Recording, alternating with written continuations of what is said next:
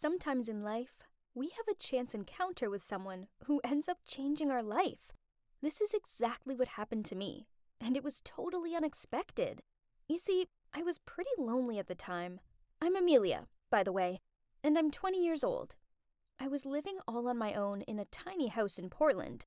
It was my mom's house, but she sadly passed away from cancer 2 years ago. I'm not going to say that life was easy for me, because it wasn't.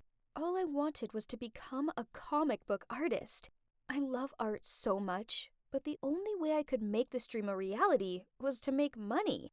Ever since graduating from high school, I'd been working as a waitress to make ends meet, and also to save up enough cash to enroll in art college. Honestly, this job got me through the hardest time in my life. The days, weeks, and months after my mom passed away were so painful, and the restaurant kept me busy, so I barely had time to sit with all my feelings. Moreover, little did I know how much this waitressing job would change my life forever. It all started with an incident in the restaurant. I'll never forget that day. I was carrying a tray of food when I accidentally spilled some water onto the shoes of some fancy girl. Oh my god, she went crazy. She started screaming at me, and even though I frantically apologized right away, she still asked to speak to my manager. I leapt down and tried to clean the water off her shoes with a cloth, and that's when I heard a voice. Hey, stop! What do you think you're doing? I looked up and saw the boy she was with staring at me. He looked disgusted at me, and then said to the girl, Babe, let's bounce before that waitress ruins your shoes even more with her filthy hands. Come on, let's hit the mall. I'll buy you a new pair of shoes. Clearly, he was her boyfriend, and as soon as he mentioned new shoes, her eyes sparkled with joy as she said, Yay, babe! I want a new bag too, though. Could you? And her boyfriend just laughed and said, Anything you want, my princess. They got up to leave and smirked at me as they walked away. I couldn't believe how rude they were, especially the boy. I felt so angry, I wished I could slap him right across that cocky face. But of course, I didn't. There was no way I could risk losing my job, but I knew that if I ever saw his face again, I'd definitely give him a piece of my mind. And, well, believe it or not, I did indeed see him again. The world works in mysterious ways, and I guess we were destined to meet again. A few weeks after that, one evening, I was heading home and passed by the park to feed the stray cats as usual. While I was playing with them, I noticed some guy heading towards me. Suddenly, he grabbed my arms and pulled me towards him. I started shouting at him and trying to push him away, but he was too strong. Then, out of nowhere, someone said, What's going on? I'm trying to sleep over here. Keep it down. A drunk, dirty-looking homeless guy walked towards us, and for a second I was terrified. But then I realized he was helping me. He started shouting at the guy holding on to me, saying, Hey you! Are you deaf or something? Let her go and keep silent. The jerk was getting heated, and the next moment, he punched that homeless guy in the face, and then they started fighting. Then I freaked out and didn't know what to do. I pulled my phone out of my pocket and played a recording of a police siren. I live alone, so I know all the tricks. Well, that did it. The jerk who'd grabbed me suddenly jumped up and sprinted out of the park. The homeless guy who'd helped me was still lying on the ground, so I helped him up. He was black and blue, and there were even some scratches on his face, and as I got closer to him, I realized he looked familiar. OMG! Wasn't he the rude guy from the restaurant? What was he doing looking all dirty like a homeless guy? He had his eyes closed, so I patted his face and said, Hey, wake up! What are you doing out here? He opened his eyes and asked, Do I know you? He stared at me for a while, then eyeing my uniform and smiled. Oh, the little waitress. Guess what? I'm poorer than you now. Then he passed out. I was so annoyed that I'd bumped into him again. I was about to leave him lying there, but then I realized he'd saved me, and I could hardly leave him there with all his injuries. So, yeah, in the end, I decided to take him back to my place to get my first aid kit. I cleaned up his scratches, and then let him crash on my sofa. The next morning, he was super surprised when he woke up. I told him what had happened and that he'd saved my life, so I saved his. Then I said he should probably head home now, but he just stared at me. And that's when he told me his story. He really was homeless. His parents had kicked him out because they'd found out he wasn't their biological son. What on earth? How could any parent do that?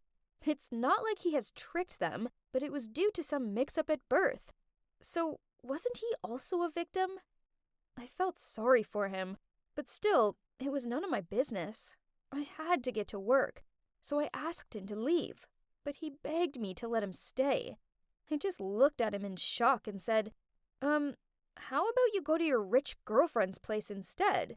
I really need to get going now. But he didn't budge. He said, Oh, don't even mention that gold digger. She only cared about me when I was the only son of a millionaire. Now that I've got nothing, not a cent, she broke up with me. Wow, shocker.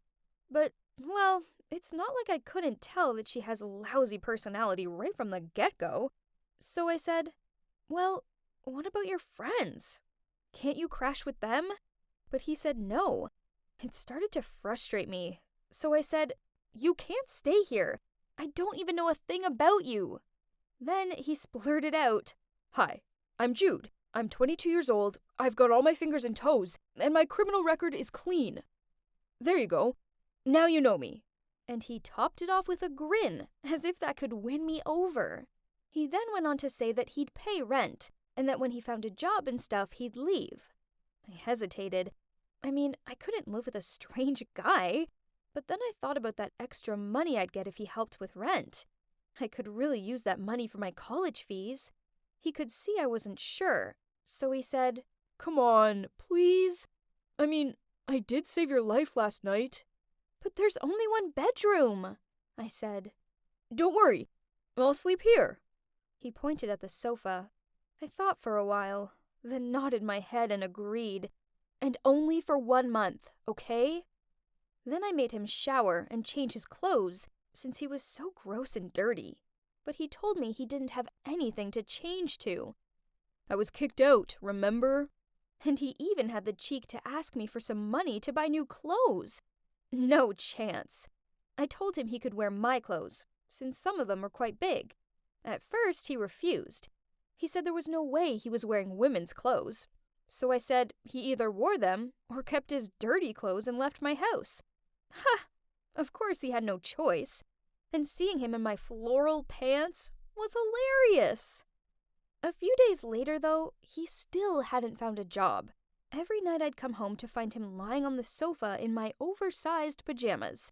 He was so messy and lazy, and after a week, I couldn't bear it. I nagged him. You have to find a job, or how do you expect to pay me rent? And the least you can do is clean up around here. I'm not your maid. He said he'd been looking for an office job, but it was hard as he had no knowledge and experience.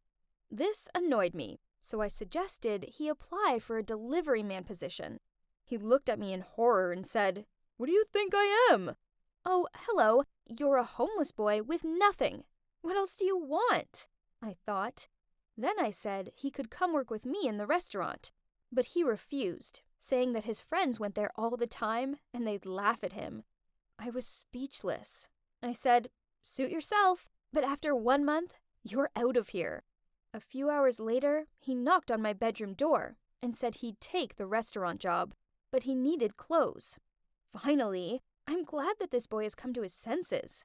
That's great. You can start from tomorrow. I'll call the manager. And I know the exact place where you could get all the stylish clothes for free. Let's go. At first, he was so excited, but when he realized that I was taking him to a clothing donation center, his face changed. He looked disgusted and said, No way. I smirked and said, It's up to you. You either pick something to wear from this place, or you can wear my clothes. I've got a floral dress that would really bring out the color of your eyes. He looked so sulky as he reluctantly went through the rack of used clothes. It was so funny. But everything was only about to start. You won't believe what happened next. Stay tuned for part 2 to see how things went between Jude and I. Hi again, it's Amelia here. In the first part of my story, I had a horrible encounter with a rude guy in the restaurant I worked in. I hoped I'd never have to meet that kind of awful person ever again. But life doesn't work like that, does it? And ironically, I bumped into him around a month after that, and he saved my life. Then I ended up paying him back by letting him move in with me as he was homeless. And after a few days, I just had enough of his excuses of not being able to find a job. So I told him he could come work in the restaurant with me. I introduced him to my manager, and because he's quite a bright-looking guy, he immediately got the job. However, it wasn't all plain sailing. I mean, what's with his laziness and clumsiness? He was a walking disaster. He broke so many dishes within his first few shifts only, he'd be lucky if he even got any salary. And that's not all. He shouted at a kid who dropped an ice cream on the floor he'd just cleaned. Obviously, the kid burst out crying, which made Jude even angrier. You can just imagine how much our manager had to apologize to both the kid and his mom. And after that, she was furious with Jude and threatened to fire him, all in his first week. Meanwhile, things at home weren't much better. He didn't lift a finger. The place was such a mess. And one time I asked him to do some laundry while I went out to pick up some groceries. Well, I came home to find the laundry room covered in bubbles. And there he was, standing in the middle of that mess, confusingly pushing all the buttons possible to make it stop. He had basically poured the whole bottle of detergent in there. I couldn't believe it. He was useless, and he kept breaking things. I actually had to keep a list of it all, so that when he got his salary, he could pay me back. He was a nightmare. And yet, even though he was lazy and messy, that didn't stop him spending hours on his hair. I kid you not, I've watched him fix his hair for about 90 minutes once. And I swear, it still looked the same. Not to mention, one time, I accidentally walked in on him singing in the bathroom while stroking his hair. All he was wearing was a little towel, and we both got such a fright, we screamed, and I ran out of there in embarrassment. I came close to kicking him out so many times. He drove me crazy. Honestly, one night I was working late, so I asked if he could prepare dinner. Just a simple pasta. I mean, how hard could that be, right? Well, it was mission impossible for Jude. He burnt the pasta. Burnt it! How does one burn pasta? There were bowls and pans everywhere. When I started shouting at him, he just laughed and shoved me a dish of burnt noodles and said, "Oh, come on, Amelia. I'm a chef. It's art. Now please, enjoy my signature dish, the smoky charcoal pasta." I could have killed this guy, but lucky for him, his humor has saved him this time. So instead, I decided to teach him how to cook. And fortunately, he was actually a pretty decent chef, and he enjoyed it. One night I came home, and he'd made a Thai green curry. It unexpectedly looked quite nice. Still, I was nervous to try it. But OMG, it was delicious. He proudly told me how the chef at the restaurant had given him the recipe along with some cooking tips. That's great! And even though the kitchen was a total mess, it was a start, so I decided he could cook from then on, and then I'd do the washing up. Pretty soon, his 1 month was up. I told him it was time to move out, but he begged me to let him stay longer, as he'd barely got any salary from the restaurant due to owing so much from all the broken dishes. I wanted to say no, but if I was honest with myself, it had been quite lonely living by myself, and even though he was a total klutz, I kinda enjoyed having some company. Plus, he was a top chef. I pretended to be thinking about it for a sec, and then said, "Okay, fine, but you've got 1 more month. Then you're out." He was super happy, thanking me non-stop while running to the kitchen, saying he'd cook me a special dinner in return. Just like that, we learned to get along better with each other, as we lived and worked together. And, well, time flew, and soon another month had gone by, and yet neither of us even brought it up. So he kept on staying. Then one day, while Jude and I were working, a group of stuck-up girls came in. One of them suddenly said, "Guys, look! Isn't that our Prince Jude? Why is he working here like a loser?" Then they all burst out laughing. This made me angry, and I was about to go over and say something when I realized that the girl who'd spoken was Jude's ex. I knew Jude had heard, and I thought he'd get annoyed, but he just ignored her and kept working. But the girls kept on laughing, and it was seriously annoying. I went over to take their order, but Jude's ex refused to be served by me. She kept asking for Jude to take their order, and when I said he was busy, she demanded to see our manager. Eventually, he went to serve them, but his ex kept on harassing him. She even dropped water all over the floor so that he'd have to come and clean it up. I offered to do it for him, but he wouldn't let me. And then it got worse. As they were leaving, that girl dropped a $10 tip on the floor. I was furious. What a spoiled brat. I thought Jude would leave it, but he calmly sat down to pick it up while the group of girls all burst out laughing as they walked out of the restaurant. I ran over to comfort Jude, but he just smiled and said, "Hey, I have $10. What do you want for dinner? My treat." Then he went back to work. But every time I looked over at him, I could see he was hurt. I really wanted to yell at his ex. How rude can a person get? Later that night at dinner, we spoke about everything that had happened that day. I told him he shouldn't feel sad about his ex, because she was rude and never deserved him in the first place. But then he just laughed it off and said that it wasn't that gold digger that he was bothered by, but actually because it reminded him of his old attitude and the ways he used to treat people, including me on that first day we'd met. Then he sighed and said, "I bet if I'd been a better person, a decent son, then my parents wouldn't have kicked me out that heartlessly, even when I wasn't their actual son." Suddenly I felt so sorry for him, but I didn't know what to say to make it better. But to be fair, looking back at the person he was back then when we first met versus now, he was like a totally different guy. He had been doing a great job at work, and all our colleagues loved him. One day, a kid dropped her ice cream, and I stared in shock, waiting for Jude to freak out. But instead, he went over and asked if she was okay, and if she'd like another ice cream. I couldn't believe it. He was so sweet to her. I couldn't stop myself from smiling at him. He'd seriously changed. And even though it pains me to admit, he's a very good-looking guy. So naturally, he got a lot of attention. In fact, a lot of girls came to the restaurant just to be served by him. They even openly flirted with him, and he surely loved it. I just rolled my eyes, wishing I didn't have to see that. There was one girl in particular who came to the restaurant almost every day. She was super pretty, and obviously was trying to get his attention. I noticed one shift that Jude was kind of flirting back. How irritating. I guess he hadn't changed that much then. Then one day, I saw her hand him a piece of paper. When he came back to the counter, he was grinning and said to me, "Looks like I've got a date tonight." I was so annoyed and said, "It's not okay to flirt with the customers. I'll tell our manager." Then I stormed off. Later that afternoon, he clocked out first without telling me, and when I got home from work, I saw him being all dressed up for his date, which made me feel so grumpy for no reason. He was whistling and sounded so happy. Then as he walked out the door, he said, "Don't wait up for me. It might be a late one." Ugh, he was driving me nuts. I told him he had to be home by 10 p.m. or I'd lock him out. He laughed and said, "Are you joking?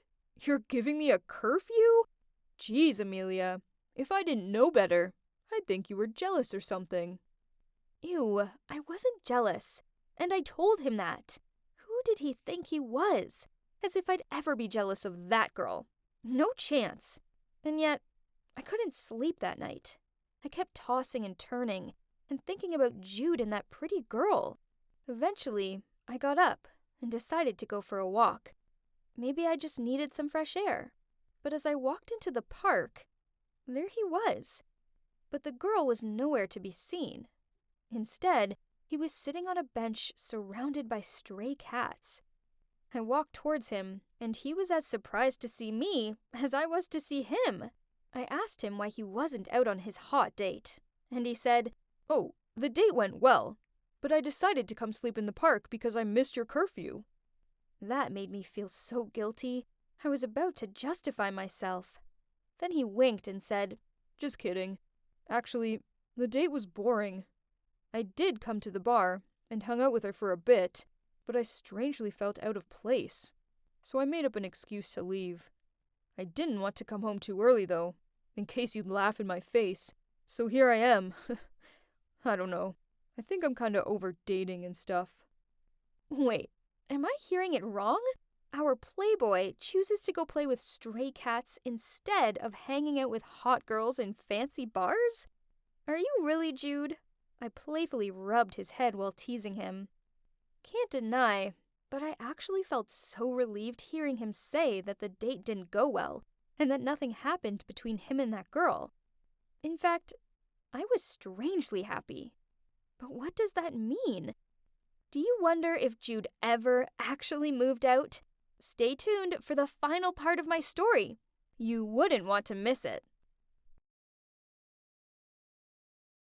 Hi, it's Amelia again. In the second part of my story, Jude started working in the restaurant, and at first, it was a total disaster. He made a mess everywhere he set foot in. He was driving me totally crazy. But then things started to change. Turns out, he was a pretty talented chef that could help me with housework, and at work, he was becoming quite popular. One day, he got a date with a pretty girl, which annoyed me so much. But then I found him in the park playing with stray cats instead of going on that date. Honestly, that made me feel so happy. Has he really changed? To find out, let's see what happened next. At the restaurant, there was a new waiter called Oliver, who was a year younger than me. Our manager asked me to look after him and show him the ropes. To be honest, I was really impressed with Oliver, as he was such a sweet guy and a fast learner too. Pretty soon, we became closer, and he was like my little brother. Jude, however, did not like him one bit. He was always shouting at Oliver, and even complained that he was careless and clumsy. Talk about the pot calling the kettle black. We all knew that Jude was the clumsiest guy in the world. Anyway, Jude's birthday was coming up, and I wanted to buy him a new shirt, seeing as he mainly was wearing old clothes from the donation center. I wanted it to be a surprise, so I asked Oliver to come shopping with me, as Jude and Oliver were pretty much the same size. After buying a beautiful sweatshirt for Jude, Oliver took me home, and as we approached my house, I spotted Jude pacing up and down outside. Was he waiting for someone? When he saw that it was Oliver who gave me a ride, he looked angry and stormed into the house. I quickly said bye to Oliver and ran in, and I couldn't believe what I was seeing. The table was set with a whole bunch of delicious-looking dishes, and there were even candles and flowers. I was so confused. Had he invited a girl over for a date? How dare he? I asked him what it was for, and he said, "What day is it today? Did you forget it?" "Oh, so all of this was for his birthday party?" I just laughed and handed him the gift bag. He immediately looked so happy. What a child. But then he suddenly gave me a doubtful look and asked, "But what did you do in the afternoon? And with that Oliver guy?" I told him I'd asked Oliver to help me go shopping for his birthday, and then I jokingly said, "But why are you suddenly so curious? Why, you looked so annoyed upon seeing him. Are you jealous or something?" I wasn't expecting what happened next. He suddenly blushed and muttered out, "Actually, yes, I like you, Amelia. In fact, I think I'm in love with you." Whoa! What? I totally froze and didn't know what to say, but just kept looking at him and gasped. He could see I was speechless, so he waved his hands in front of me and said, "Hello, Earth to Amelia." Then he continued, "Well, Amelia, do you, have feelings for me too? Actually, never mind. It's not important. I mean, if you don't, then just forget it, and we can go back to being friends." Oh God, I had never seen him so shy before. His face went red as a tomato, and he kept scratching his head shyly. I couldn't help laughing, as, honestly, he looked so cute. So I grabbed his hands, and I couldn't stop the words from pouring out of my mouth. Jude, honestly, I like you too. My heart was racing as I said that, and I didn't know what else to say. But suddenly he was hugging me tightly, and then the next moment we were kissing. I was over the moon. I hadn't realized how much I'd wanted that to happen. It felt amazing. From that moment on, we were inseparable. We lived together, worked together, and in our spare time we went camping, hung out in the park, and cycled to watch the sunset. He cared about me so much, and I don't think I'd ever been that happy in my life before. I didn't think life could be that great. Then, one day, while we were cleaning the house, he suddenly called me. Amelia, look! How cute these pictures are! You drew them, right? Wow, you're gifted! I realized he was looking at my box of comic books I'd drawn, which I'd hid under the bed. I felt kinda embarrassed, and told him that I hadn't done any drawings in a while. Then he asked me why I stopped, and I told him about how it had always been my dream to go to art college, but since my mom passed away, I'd had to forget it for a while and focus on just surviving. Jude suddenly grabbed my hands and said, Honey, let's make this dream happen. I'll help you, okay? I was so touched and gave him the biggest hug as a response. Jude was my everything. And best of all, he always supported me. And now, he encouraged me to follow my dream, too. Time went on, and everything was going amazingly. Until one day, when everything changed. Jude and I were out walking, when a luxury black car stopped next to us. A random guy appeared, and told us to get in the car. I freaked out and grabbed Jude's arm. What was happening? Were we being kidnapped? There was no way we were getting in the car, but suddenly the guy said, Jude, this is an order from your parents. Jude looked shocked and said, What do they want? They already kicked me out, so why should I come back? They want to show me how happy they are without me or something? But still, Jude climbed in the car, and I had no choice but to follow him. On the way, there were so many questions running through my head, but I just kept quiet. A short while later, we stopped in front of a mansion. This must have been Jude's house. Whoa, I knew he came from a rich family, but not to this extent. Jude held my hand and led me inside, where a couple, probably his parents, was sitting and waiting for us. Jude immediately shouted at them, saying, What do you want? I moved out just like you wanted, so why can't you leave me alone? I had never seen Jude so angry before. It actually scared me. His parents looked calm, though, and they just sat there smiling, and then his mom asked him to calm down and take a seat. The next moment, a maid appeared and brought us some water, but she accidentally spilled some, and she looked mortified. She kept apologizing and wiping it up, but Jude took the tissue and started cleaning it for her. Then he politely said to her that he would come help her make the pot of tea. Jude's parents looked shocked, but somewhat content, and asked Jude to stay as they had something important to tell him. They couldn't stop grinning. It was so weird. Then they told us their news, which shocked me to my core. Jude actually was their biological son. They'd lied to him because he'd had such a bad attitude, and they just wanted to teach him a lesson and force him to grow up a bit. They were sick of doing everything for him, and thought maybe moving out for a while would inspire him to become independent and realize the true value of family and money. What? I couldn't believe what I had heard. They kicked him out to help him grow up? That almost sounded like nonsense, but I guess it had worked, right? He had changed. But how could they come up with such a crazy plan? Of course, Jude wasn't okay with this. In fact, he was furious. What did you say? He screamed. Am I a joke to you or something? His mom tried to calm him down and said, Jude, honey, it was the only way. You were out of control, partying every night and spending all our money. We didn't know what else to do. We've been so worried about you. But son, we're so proud of you." Then his dad continued, "We've always been keeping an eye on you, son. We saw you working in that restaurant, and we are just so happy you've turned a corner and found this independence." Then she turned to me and said, "Amelia, right? Thank you so much, dear. You've looked after our son better than we ever could, and you've helped him so much." I just blushed and said, "No, it's Jude who takes care of me, actually. He's been amazing." Jude was squeezing my hand tightly, and I could see how shocked he was. Over the past 6 months, he'd been on a complete roller coaster. From being abandoned by his parents to discovering that they'd lied to him just to teach him a lesson. I couldn't believe they'd done it. But to be honest, I was grateful.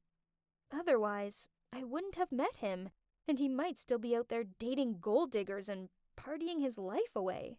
So I turned to him and said, "Babe, I know it hurts right now, but your parents did what they thought was best for you.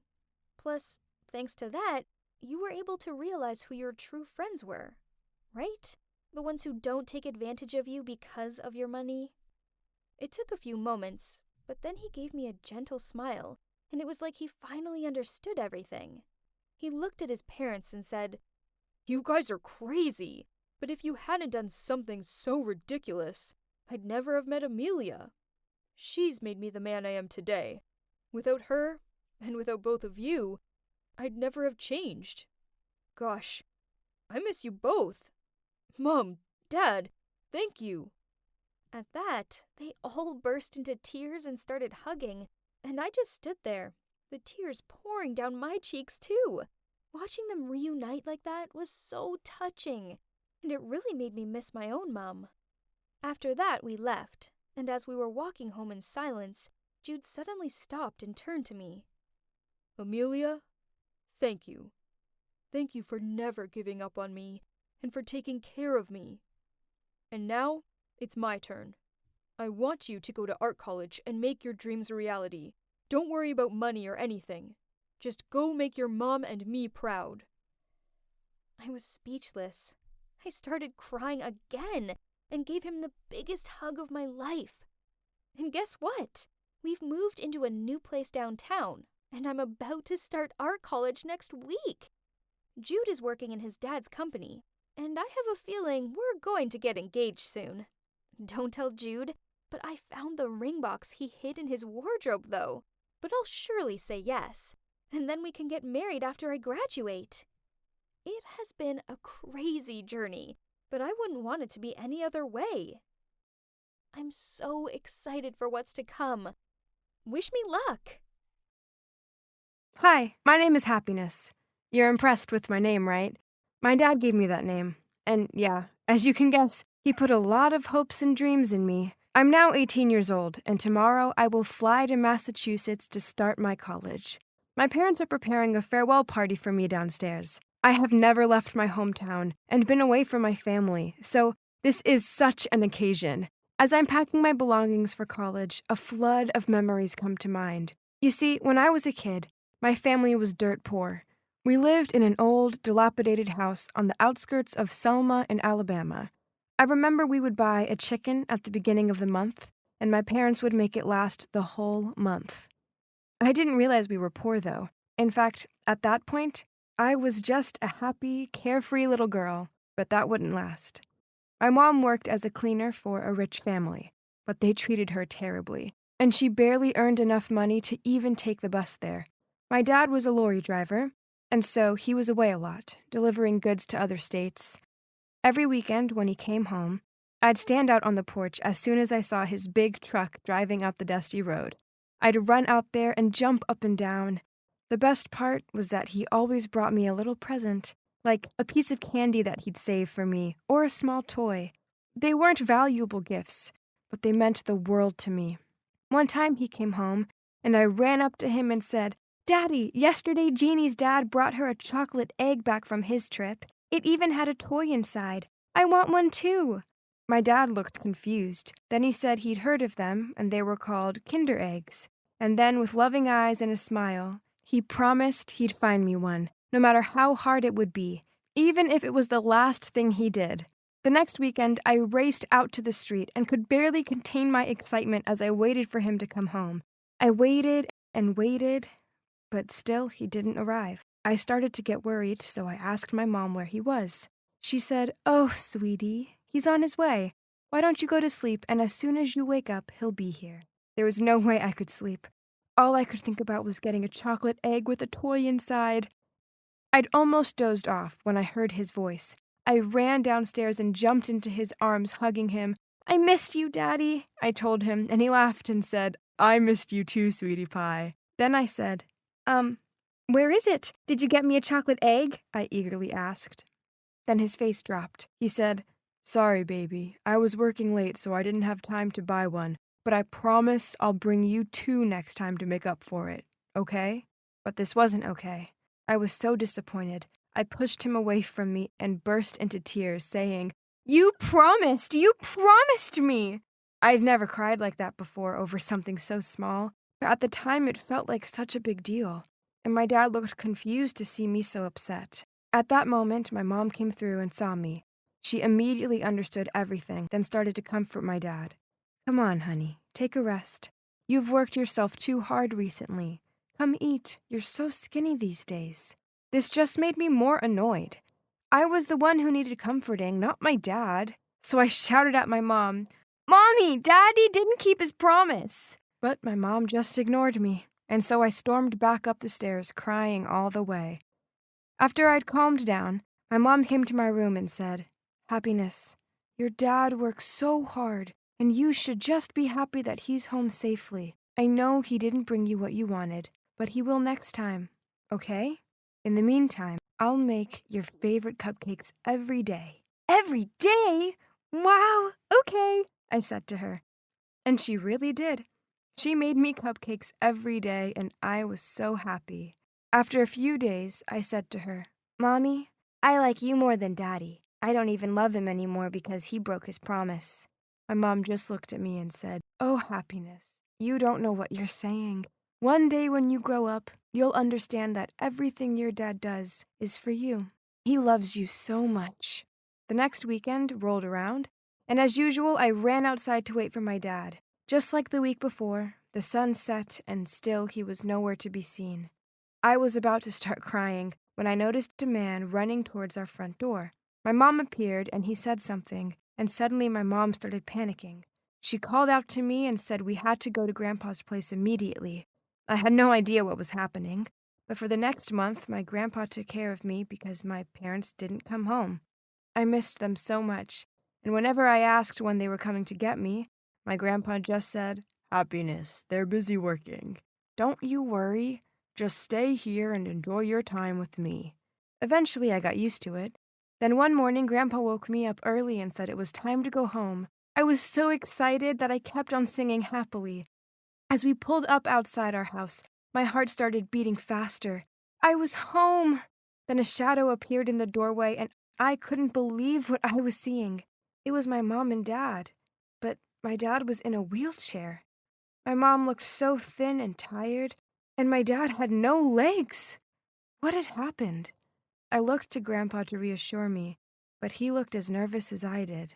Then in my little voice I said, "Daddy, where are your legs?" He smiled at me and with his usual loving eyes said, "They got hurt. But hey, what do you think of my wheelchair?" He let me sit on his lap, and Mom pushed us around, and it was so cool. I was way too young to understand what was really going on. All I remember was how many people kept visiting to check on Dad, and that I finally got to try a chocolate egg. That same day, a doctor came to visit, and after he checked on my dad, he came over and patted my head. Then he pulled a chocolate egg out of his bag, and then another one, and another one. 3 chocolate eggs! I couldn't believe it. I was shaking with excitement. The doctor said the gift was from my dad, and that I should thank him. I ran to my dad and said, "Thank you, Daddy." He looked like he was going to cry, and I asked if he was okay, and he just smiled and said, "I'm happy because you're happy. That's all that matters to me." For the first time in my life, I got to try a chocolate egg, and it was the most delicious thing I'd ever tasted. And the best part was that inside there was a toy. After I opened and ate all 3, I just wanted more. I kept asking my dad when I could get more, and he just laughed. And then I thought, maybe if I studied really hard and was a good girl, I'd get some more. So that's what I did. I focused on my study, and one day I won a medal at school for winning a math contest. I was so excited to show my parents and assumed they'd give me a chocolate egg as a reward, but that's not what happened. They congratulated me, but said it wasn't possible for them to get me another chocolate egg. I don't know why, but this made me so angry. I cried, and I even threw my bag at them, and this made my mom super mad. She scolded me so much that I was scared and ran out the house and went to my grandpa's house. I cried and told him everything, and my grandpa said, "Happiness, the reason your mom got so mad is because she is under too much pressure and has to work so hard to look after you. Now, your dad can't work, so she's in charge, and it's a lot for her to deal with." Then he told me what happened to my dad, and it changed my life forever. That day when my dad was out doing his deliveries, he got an opportunity to do some overtime, which he jumped at the chance to do so he could buy me my chocolate eggs. On his way home, he stopped to buy them for me, and then because he was so tired, as he was leaving the store, he got hit by a drunk driver. He was hit so hard he lost both his legs. I couldn't believe it. How could I have been so selfish? If it weren't for me demanding a chocolate egg, my dad would still have his legs. I felt so terrible. And so the next day, when I won some candy for the other math contests, I came home and went to my parents. "Mommy, Daddy, I'm so sorry. I want you to have these. You always do your best to give me the sweetest life, and so I wanted to make yours sweeter too." That probably sounds a bit deep for a 6-year-old to say, right? Well, my grandpa taught me that one. My parents were so moved that they almost cried when they hugged me. And even though I didn't understand it at the time, I do now. And it's so true. It's taken me a while, but now that I'm about to move out, I finally understand the life my parents have given me and how sweet it has been. Through this channel, I'd like to send some words to my parents. Mom, Dad, if you're watching this, I want you to know how much I appreciate everything you've done for me. Now it's my turn to work hard and make you proud. No matter how hard life gets, I'll persevere, just like you both have, because I'm your happiness.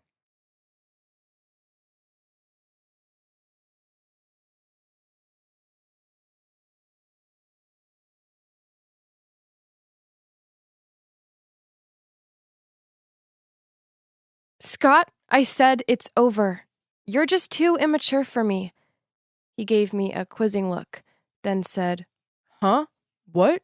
Babe, we're great together." I rolled my eyes. I just figured I don't need to be with someone with such a childish mentality. I need someone mature and— "Whatever, Linda. Find me when you change your mind," he grunted. Then he put his earphones in and walked off. Well, at 15, I needed a guy with a certain maturity, not some loser who still found fart jokes funny. Please. My friends, Patty and Louise, agreed with me. I'm far too popular, pretty, and confident to date just anyone. Anyway, as luck should happen, I was walking along the school corridor when I saw this lost-looking but amazingly handsome guy. Flicking out my hair, I approached him with my friendliest voice. "Hey, are you okay?"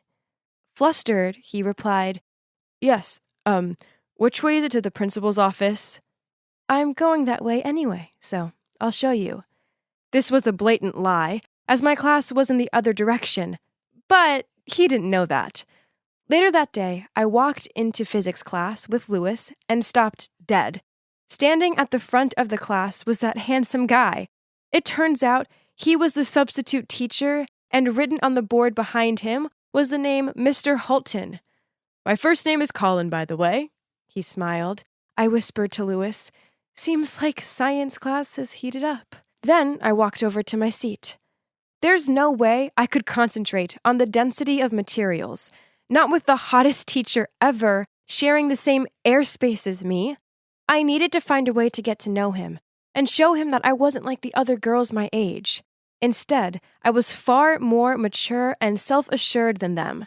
So, at the end of class, I walked over and asked him if he'd go over a few things with me. He gladly agreed, so I got to sit down next to him and daydreamed in the scent of his musky cologne.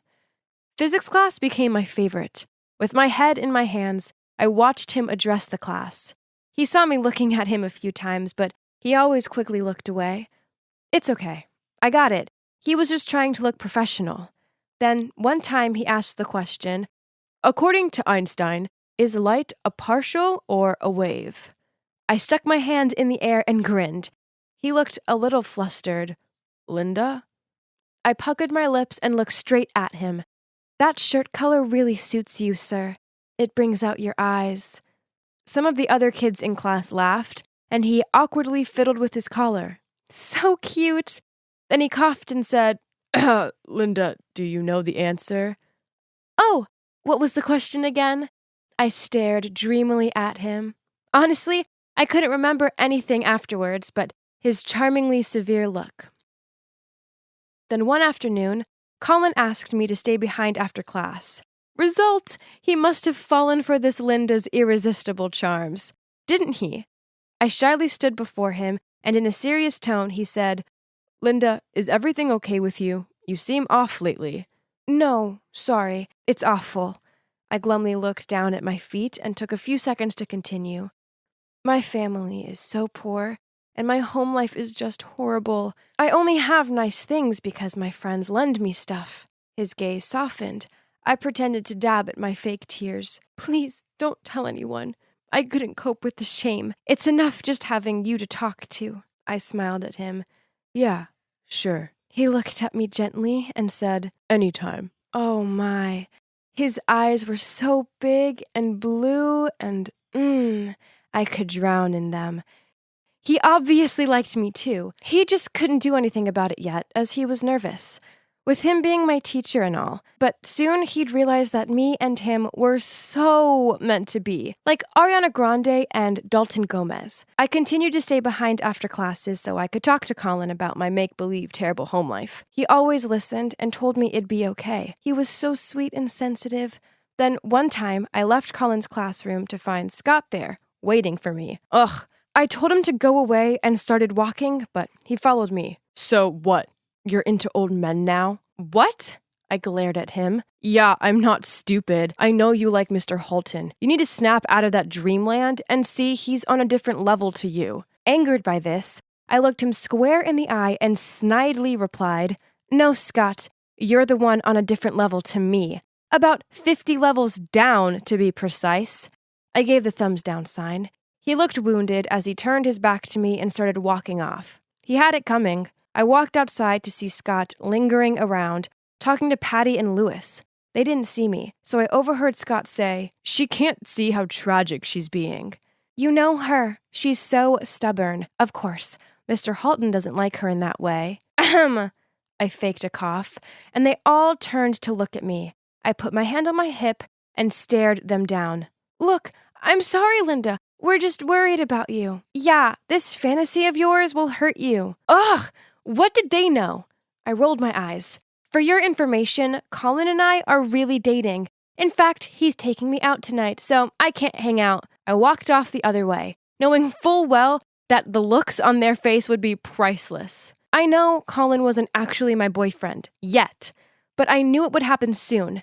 It was written in the stars. The next day, as I walked into school, I noticed some of the other kids whispering to each other and pointing at me. Okay, weird. Maybe it was my new dress or something. I bought it because it was an exact colored match to Colin's eyes. But things got weirder in physics class, because as soon as Colin walked in, everybody started giggling. Colin looked confused and said, "Okay, what's so funny?" Then this girl, Sally, shyly muttered out, "Sir, we heard you have a new girlfriend." He raised an eyebrow. "Yes, that's correct. How do you know?" He gave a nervous laugh. "Actually, this shirt is a gift from her." I felt the entire class's eyes turn to me. Well, except for Colin's. I tried to keep my cool, but inside I was fuming. How dare some other woman steal my man and force him to wear that hideous shirt? I knew I needed to keep up the lie, so after class, I walked over to Louis and Patty and said, "How cute does Cullen look in that shirt?" They both frowned at me. Then Patty replied, "So, you really are dating him?" "Yep," I gave a nod. "Right." She gave a skeptical look. They all needed to realize that Colin and I were the real deal. So I bought a box of candy and cut out a heart-shaped tag saying, "Love you, honey," with my candy floss scented gel pen. I did feel kinda nervous as I walked over to him, but our love was meant to be. "Hi, Linda. Can I help you?" "I got you this." I placed the gift down on his desk. He read the note and his face fell. Then, in a firm voice, he said, "Look, Linda, this is wrong." "No," I shook my head. "I know you like me." "Linda, please, you're my student. You're just a child." "No, we're meant to be together." "You love me."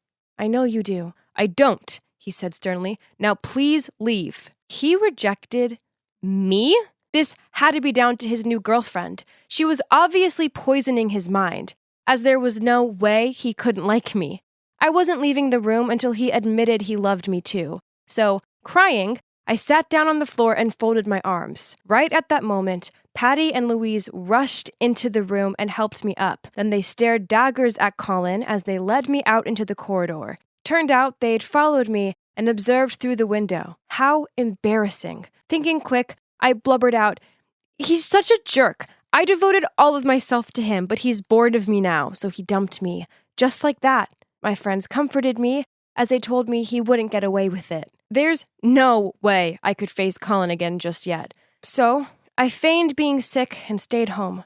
Only when I returned to school, he wasn't there. Then, the principal called me to their office. I walked in to see both my parents sitting there with devastated looks on their faces. Oh no. What was going on? "Sweetie, we're sorry for not protecting you more." Mom looked over at me with glassy eyes. Then the principal said, "Mr. Hulton has been fired, and the police are investigating him. Rest assured, nothing like this will happen again." Huh? Colin had been fired? Why? Then the reality hit me. It was because they thought he'd been having a relationship with me. I muttered out, "No, you've got it all wrong. Nothing happened." "Linda, I know this is difficult, but he's a bad man." It didn't matter what I said. They remained convinced that I was so manipulated by Colin that I'd say anything to clear his name. Straight after the meeting, I found Patty and Louise, and they confessed that they hated seeing me so upset, so they'd told the principal about me and Colin. I took a deep breath, then I blurted out, "But I made it up!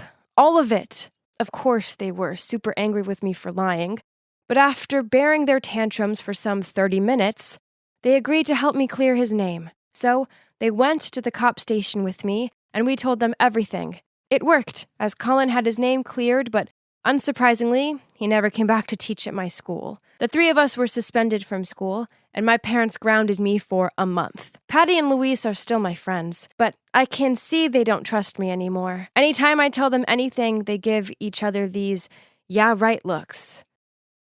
I feel so guilty for everything I did. It was never meant to go that far, but I now realize that my childish behavior almost cost a good man his future. I wish I could apologize to Colin in person, but I know I'll never get a chance to. Please be careful with your words, as they could ruin someone's career, life, everything. If, like me, you adore your teacher, then please just respect them, be nice, and let them be.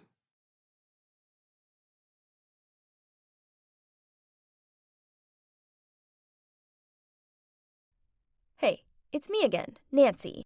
Only I'm currently pretending to be my long-lost identical twin, Gabby.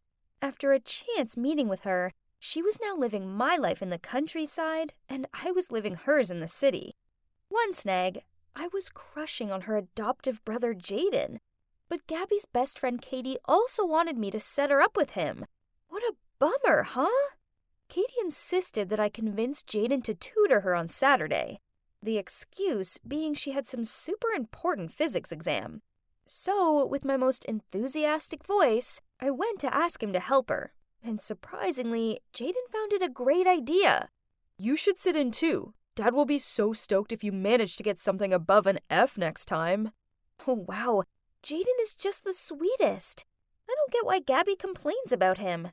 So, as planned, At 3 p.m. sharp, Katie appears at our door, wearing this flashy, off-the-shoulder dress that would have best suited a nightclub or something. Upon seeing her, Jaden chuckled and said, "Oh, what's the occasion?" Katie blushed and smiled back, but before she could speak up, I chimed in. Katie's afraid your physics class would be too boring, so she wanted to add some colors. Jaden laughed and told us to follow him upstairs to study. Katie obviously wasn't happy with my ad-lib. She frowned at me and mouthed, "What the heck was that?"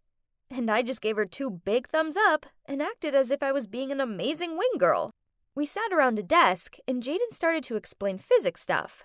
This was so easy, but Katie kept leaning in closer to him and asked him some dumb questions while playing with her hair.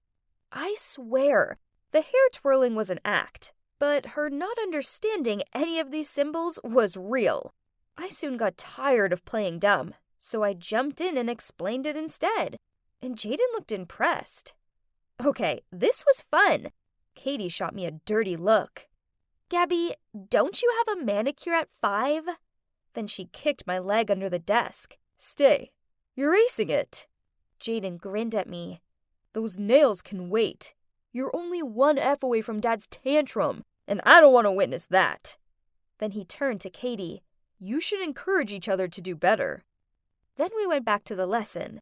I could tell how furious Katie was, as she was crumpling up the edges of a page on her notepad. I was secretly celebrating my little win. Then my phone rang. It was Dylan, and he sounded kinda mad. Oh my God. I'd totally forgotten that Gabby had told me about today's big date at a fancy restaurant for their 6th-month anniversary. Oops. I didn't want to go on a date with Dylan and leave Jaden here with Katie. Ugh! But I couldn't let Gabby down, so I quickly changed outfits, grabbed the gift she'd bought for him, then left.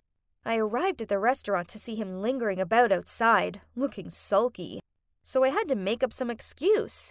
"Sorry, honey, I just wanted to look good for you," then gave him a kiss on the cheek. Yuck! He was wearing even more cologne this time. Inside, I feigned interest in the menu so I wouldn't have to talk to him.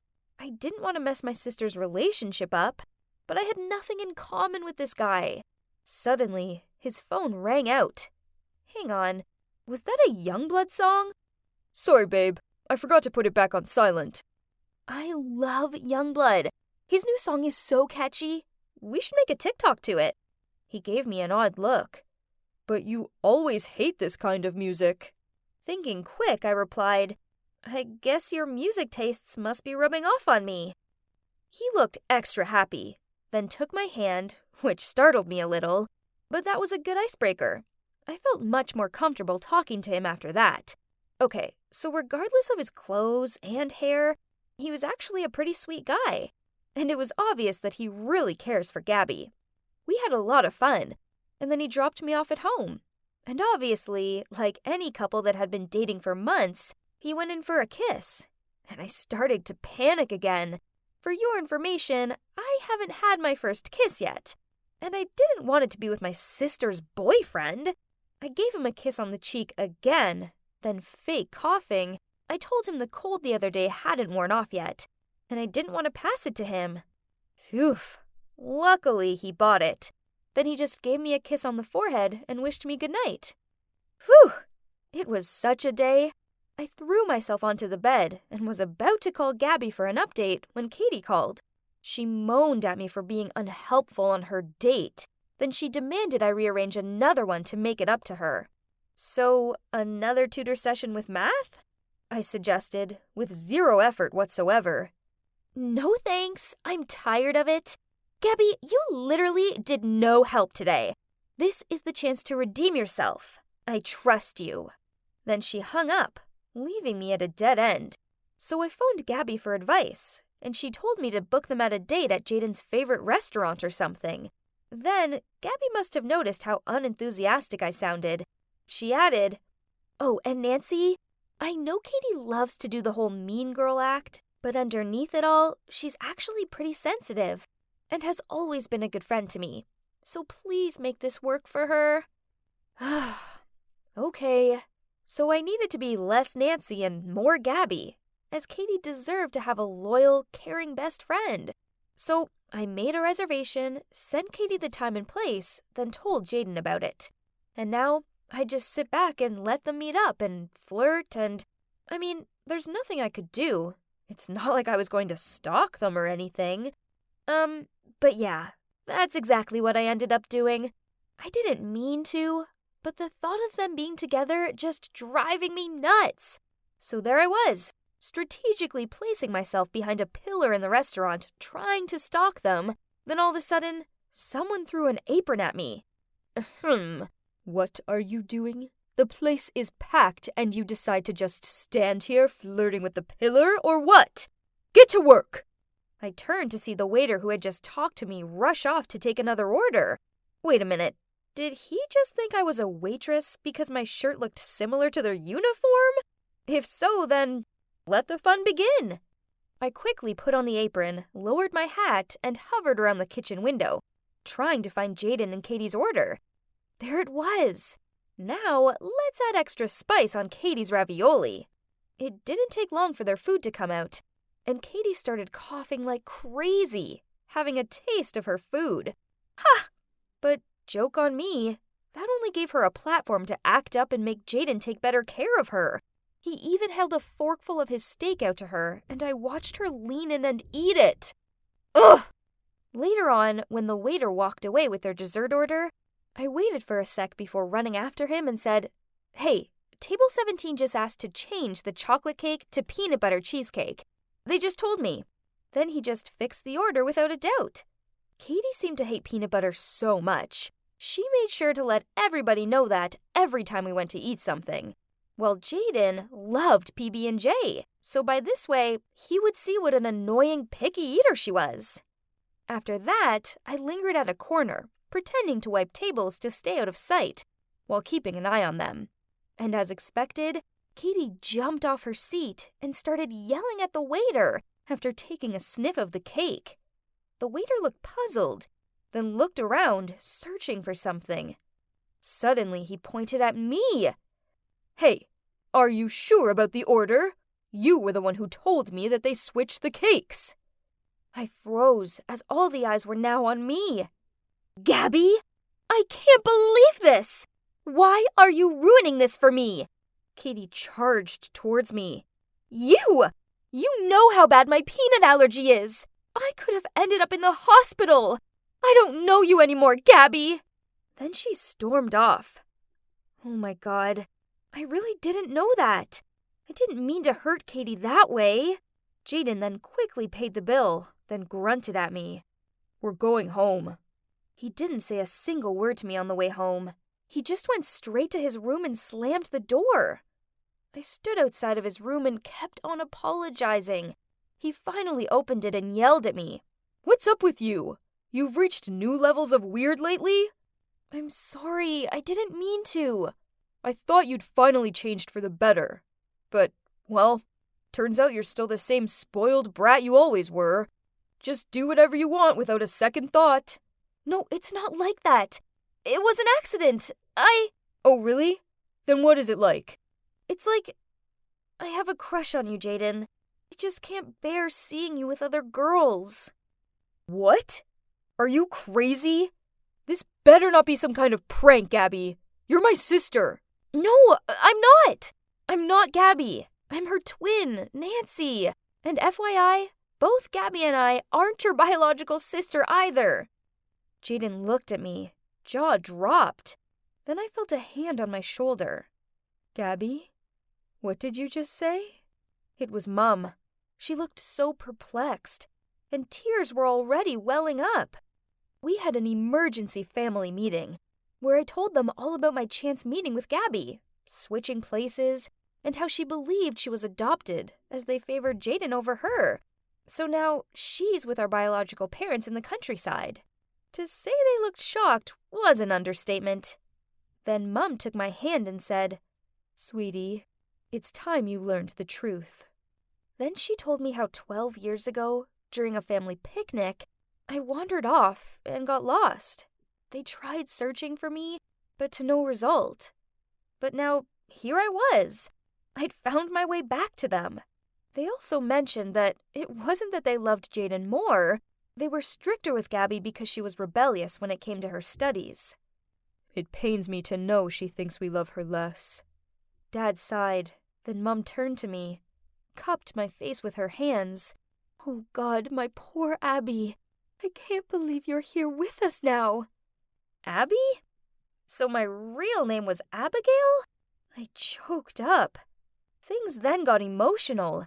There was a lot of hugging and sobbing. It was an emo overload. So let's go pick up your sister, shall we? Dad patted on my shoulder and told everyone to get changed. Then we hit the road right away. It may have already been 10 p.m., but this couldn't wait. On the ride, I started to calm down and let the truth get to me as I took one good look at everyone. So these were my real parents? And that meant Jaden was my real brother too? Man, now that's embarrassing. I pulled out my phone to give Gabby a heads up that we were coming and didn't forget to add a, "You are so not going to believe what actually happened." I was expecting her to call me right back, but instead, she just replied with, "I bet you I will believe it." Huh? We arrived at my house, and my parents rushed out to me and hugged me tightly. It turns out they figured out that Gabby was an imposter pretty quickly, but she's still enjoying this farming life so much that she decided to hang around a bit more before telling me. Sorry, Nancy, but it didn't take long for Mom and Dad to notice how her daughter suddenly doesn't know how to fry an egg anymore. Then everybody laughed. We all squeezed around the kitchen table and caught up on everything. Oh boy, it got emotional again. I think we all cried enough tears to fill a lake. It was so good to see my parents again. Even though they weren't my biological parents, they loved and cared for me, despite all the money struggles. Now that we're reunited, I've officially moved back in the city with Gabby, and we now go to school together. We still come out to the countryside every weekend and spend some quality time with my adoptive parents, who, turns out, Gabby loves just as much as I do. And thanks to my biological parents, they now have the bountiful ranch they always dreamed of. It all fell into place in the end, and I couldn't be happier. Except for the little awkward moments with Jaden. Thinking back about that, it was so dumb. Maybe I'll help Katie properly this time, as, to be honest, they'd make a pretty cute couple. But she better set me up with another cute guy in return.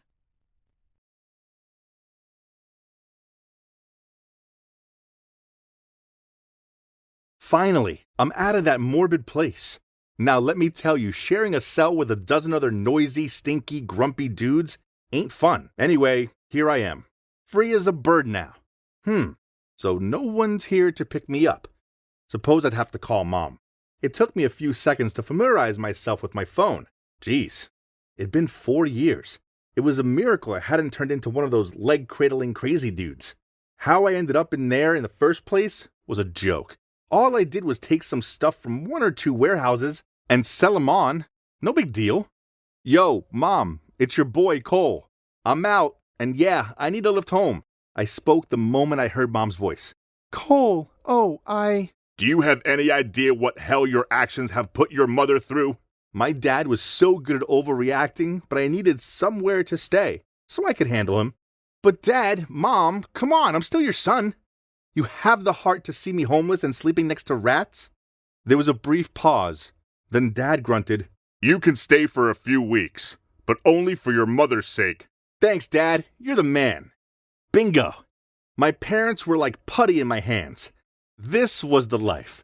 I played video games all day, then partied all night. Then one night, I was getting ready to meet my friend Moose, when Mom told me that the pizza delivery guy was at the door.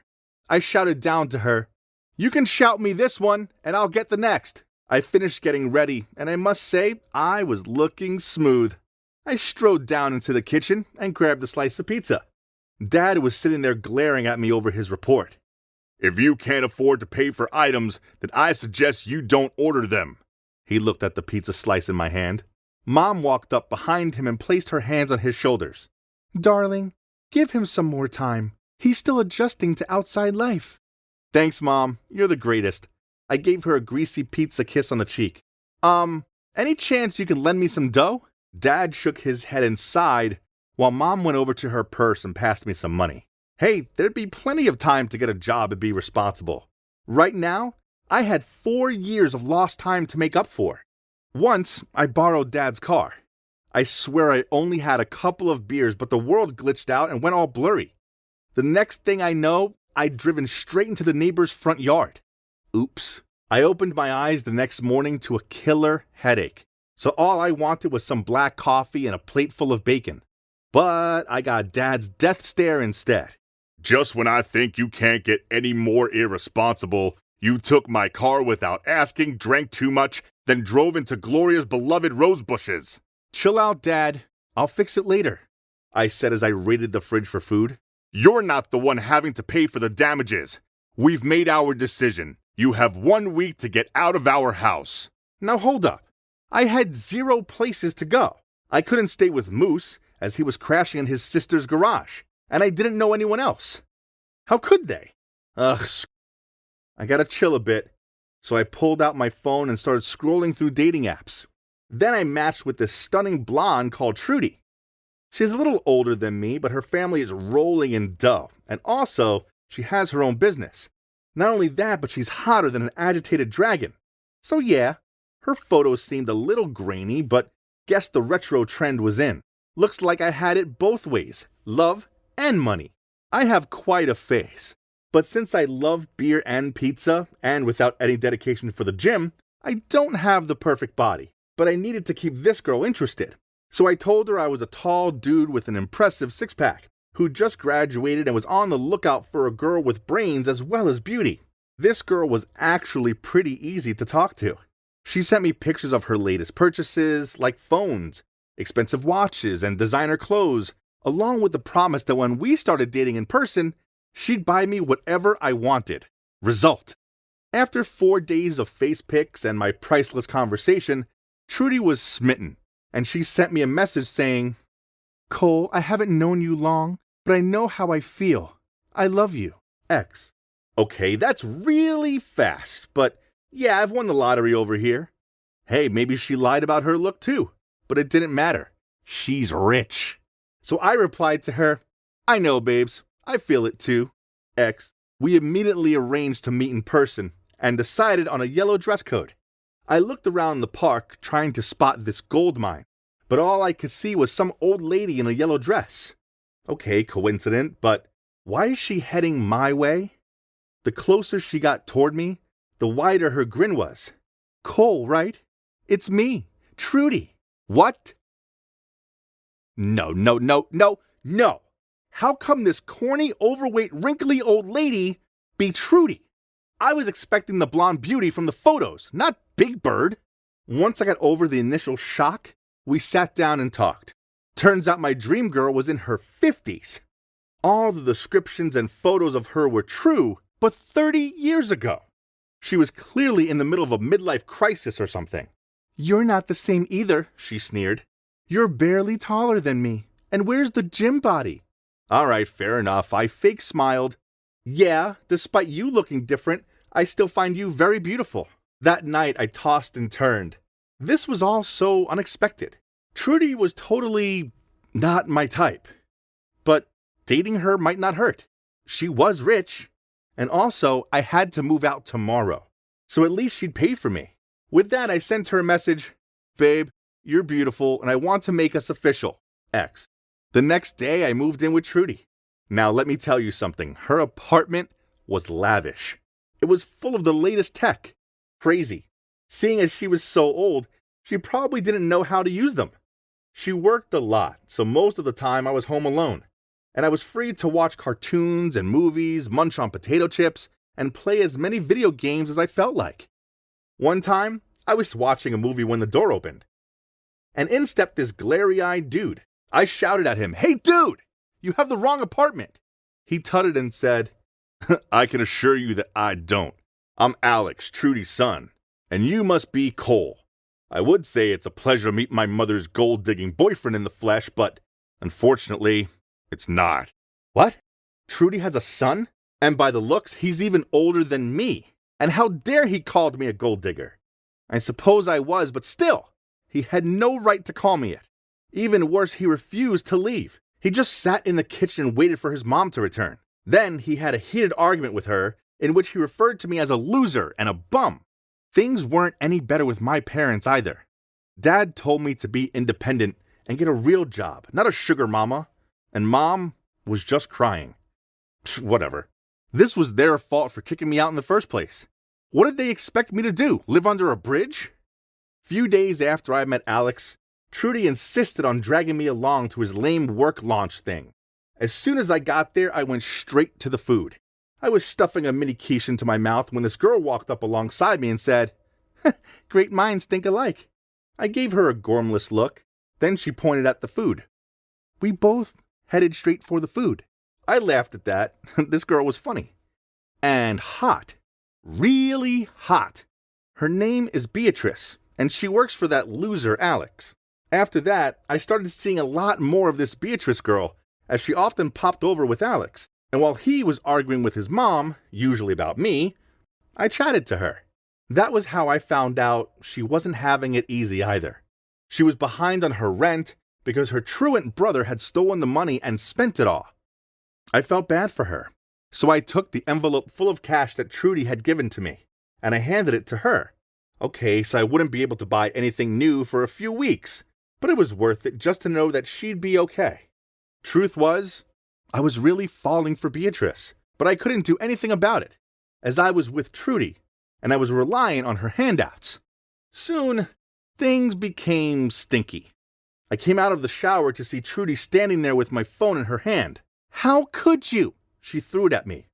Yeah, so she'd read all of the messages I'd sent to Moose, saying how I didn't find her remotely attractive and I was only with her for a free ride. "Trudes, my babes, come on, those messages were just me joking." I laughed. "I was just messing around." "Shut up, you liar!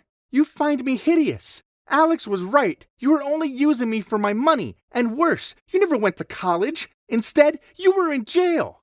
I was about to lay on the cold charm when Alex and Beatrice bursted into the room. Alex shouted at me, "How lowlife you are! What a shameless gold digger! It's appalling. I've told her to report you to the cops." Beatrice interrupted. "No, don't do that. What Cole did was wrong, but he's not all that bad. Please." I was so moved. Took a look around. Trudy was crying.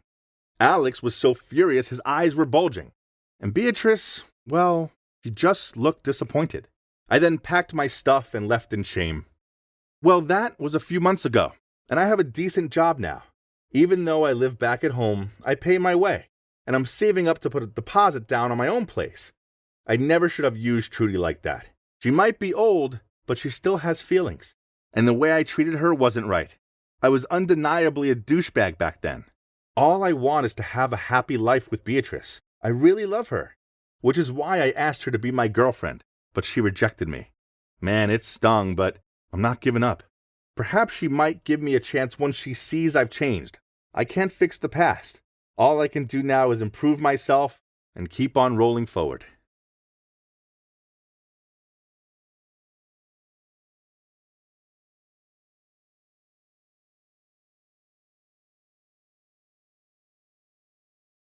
This shift was boring. So as I handed the 2 coffees over to the girl, I couldn't help but daydream about what to have for lunch. Excuse me, why the attitude? The girl sounded annoyed. Then before I could say anything, she shouted, "I want to speak to your manager." The boy next to her tried to keep her calm and asked her to go outside first. Then he said to me, "I'm sorry about my sister." I mumbled, "It's okay," as I handed him $20 change. "Oh, just keep it," he smiled. But then he started apologizing, took the change, then left. What just happened? I took out my phone to check my face. Oh, great. I looked like I was sucking on wasps. And all because I was thinking about whether I should have pasta or a sandwich. Well, to be honest, what just happened wasn't new to me, but it never seemed to get any easier. Let me start at the beginning. So, I'm Isabelle. I just graduated from high school and was soon to be a freshman at college. Ever since I can remember, my parents, friends, and teachers always asked me the same questions, such as, "What's wrong?" and "Why the long face?" When I told them that I was fine, they would always be like, "Are you sure?" Or, "If there's a problem, you need to tell us, okay?" Oh, it was so frustrating. There was even this one time where my teacher had to stop in the middle of a lesson to ask me not to look at her like that because my stare made her feel uncomfortable. What? I was just really focused. Then I eventually found out in high school. It was on a normal sunny day. I was sitting at the bus stop with my best friend Jocelyn when some guy came over and asked for directions. I looked up, and the guy got startled and began to stutter. "Oh, sorry for bothering you." And then he left in a hurry. Huh? This was so confusing. He didn't even give me a chance to get a word out. So I turned to Jocelyn and asked if she might know what the guy's problem was. Maybe it's because you look like you want to kick his butt. Then she told me how everyone at school thought I was an arrogant snob. What? That was ridiculous. Why would they think of me like that? I asked her this, and she took out a mirror and held it to my face. Well, see it for yourself. I took a deep look in the mirror, and oh my God, she was right. I did look a bit moody, but I swear I wasn't. Not at all. The next day, Jocelyn sent me a link to an article. It was about people having a naturally grumpy face, also known as resting bee face, aka RBF. You know the word. No wonder nobody likes me and wants to be friends with me. Well, except Jocelyn, thank God. She saw beyond my sullen-looking exterior. I wanted college to be different, so I was determined to say goodbye to snobby Isabelle and say hello to happy, joyful Isabelle. I just needed to smile all the time. Sounds easy, right? So on my first day at college, I walked into the lecture hall with the biggest smile fixed on my face. I hoped I looked friendly and not like that creepy cat from Alice in Wonderland. But then my smile immediately vanished when I saw him. It was the guy who wanted to tip me $20 and then ran off with it. Ugh, why was he here? I was trying to come across as a sweet, friendly girl, and I didn't need him spreading rude rumors about me. So the easiest solution was to avoid this guy as much as possible. Only the universe had other ideas, and I found myself stuck doing a group project with him. Ugh, great. We all sat in a circle, and I found out he's called Carter. Our group leader, Carla, assigned each of us a task. While listening to her, I tried to hold my smile as brightly as I could. Keep it steady, steady, I thought to myself over and over. But you know what? Fake smiling is hard work, and it causes serious face ache. Then my cheek started twitching, so to avoid looking like a weirdo, I decided to take a break from smiling. And that's when Carla noticed me and asked, "Did I say something wrong?" Everybody was gawping at me. I could feel myself blushing. Great, now I probably resembled a grumpy tomato. That's when Carter spoke up. "Just continue. We'll say if anything's unclear." Thank you, Carter. Now, I know how Lois Lane felt after being rescued by Superman. This felt even more intense than the movie. And oh, he was actually kinda cute too. I felt a little bummed out after the group meeting. All I wanted to do was make some friends, but I'd already given Carla the wrong impressions about myself. I'm not a big party goer, but perhaps the big freshman party happening on Friday would be a good place to make friends, right? Feeling down, I sat on the side of the bench by the college sports field and just looked up to the sky. Then I noticed Carter playing soccer with some guys. So I watched him play for a bit. It could have been the lighting, or the fact he looked so hot when sweaty, but I couldn't take my eyes off him.